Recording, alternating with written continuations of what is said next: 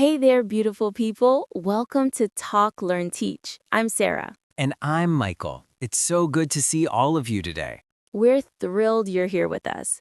Before we dive into today's special story, we have a small favor to ask. If you love learning English in a fun and meaningful way, please hit that subscribe button. It truly helps us create more content just for you. Absolutely. And share this with friends, family, or anyone who's on their English learning journey. Together, we can make learning so much more enjoyable. All right, everyone. Today we're doing something different. We're going to tell you a story, a real story from my life about a day that changed everything for me. Oh, I love this story, Sarah. It gets me every single time. I know, right? So let me take you back. It was 5 years ago, and I was living in a small apartment in the city. My life felt stuck. I was working at a job I didn't enjoy, and every morning felt the same.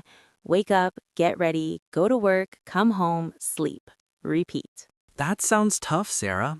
A lot of people feel that way sometimes. Exactly. One Wednesday morning in October, my alarm went off at 6 a.m. like always.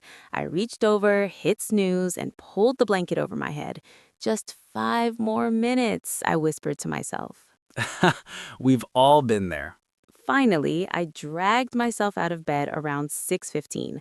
I stumbled to the bathroom, looked in the mirror, and barely recognized myself. My eyes looked tired, empty. I splashed cold water on my face, hoping it would wake me up, not just physically, but emotionally too. That image is so powerful. I brushed my teeth slowly, staring at nothing. Then I walked to the kitchen and made coffee, the same coffee I made every single day. Black, no sugar. I sat at my tiny kitchen table and scrolled through my phone, not really seeing anything. You're painting such a clear picture here. At 7:30, I got dressed. Gray pants, white shirt, my uniform basically. I grabbed my bag, put on my shoes, and left the apartment. The hallway was quiet. Everyone else was probably still sleeping or maybe already gone. Where were you heading that day? To my office downtown. I worked in customer service, answering calls all day. I took the bus like always. It was crowded, people pressed against each other, nobody talking. I stood near the back, holding onto a pole, watching the city pass by through the foggy window. Sounds lonely, even surrounded by people. But then, something unexpected happened. An elderly woman got on the next stop. She looked around for a seat, but everything was full. I noticed her struggling to keep her balance, so I stood up quickly and said, "Please take my seat." That was so kind of you. She looked at me with the warmest smile I'd ever seen and said, "Thank you, dear. You have a beautiful heart."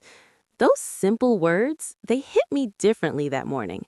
I just nodded and smiled back, but inside, something shifted. Exciting. Sometimes the smallest moments create the biggest changes. I know, right? So when I got to work, I sat at my desk and started my day. The phone rang constantly. "Hello, thank you for calling. How can I help you?" I must have said that 100 times. But that woman's words kept echoing in my mind. "You have a beautiful heart." It's amazing how one compliment can stay with us.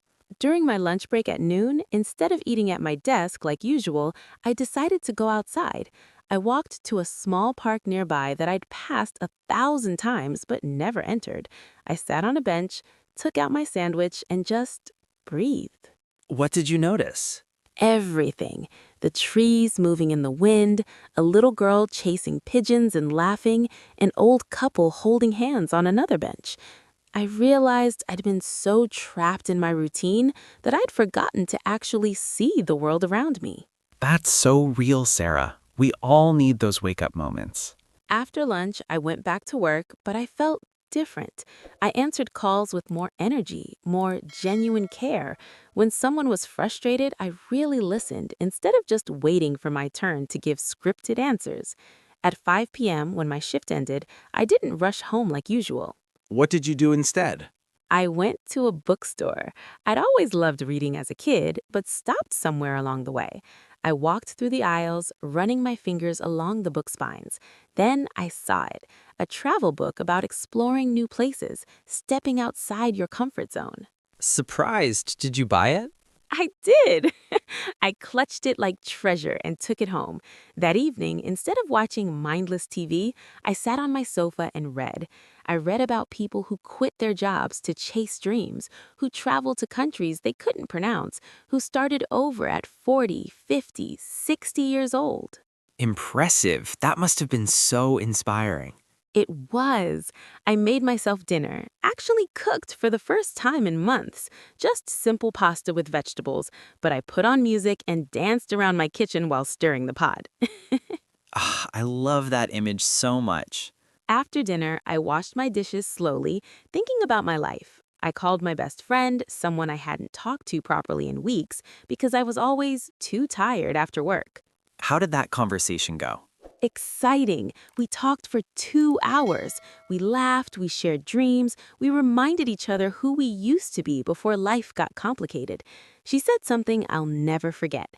Sarah, you're allowed to want more. You're allowed to change. Wow, that's powerful. That night, I didn't go to bed at my usual time. I sat at my kitchen table with a notebook and wrote. I wrote about what I wanted, what scared me, what I missed about myself. I wrote until my hand hurt. What did you discover? That I wanted to teach. I'd always loved helping people, explaining things, seeing that moment when understanding clicks in their eyes. I wanted to teach English, to connect with people from different cultures, to make learning feel warm and personal. And look at you now. You're doing exactly that.